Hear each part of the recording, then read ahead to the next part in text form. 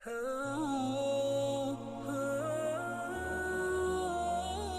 یہودی نے حضرت عمر بن خطاب رضی اللہ تعالیٰ عنہ سے کہا کہ اے امیر المومنین، تمہاری کتاب قرآن میں ایک آیت ہے جسے تم پڑھتے ہو، اگر وہ ہم یہودیوں پر نازل ہوتی تو ہم اس کے نزول کے دن کو یوم عید بنا لیتے۔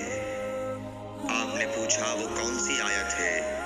اس نے جواب دیا سورہ مائدہ کی یہ آیت کہ آج میں نے تمہارے دین کو مکمل کر دیا اور اپنی نعمت تم پر تمام کر دی اور تمہارے لیے دین اسلام پسند کیا۔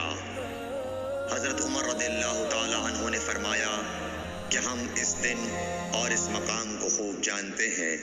جب یہ آیت رسول اللہ صلی اللہ علیہ وسلم پر نازل ہوئی، اس وقت آپ صلی اللہ علیہ وسلم عرفات میں جمعے کے دن کھڑے ہوئے تھے۔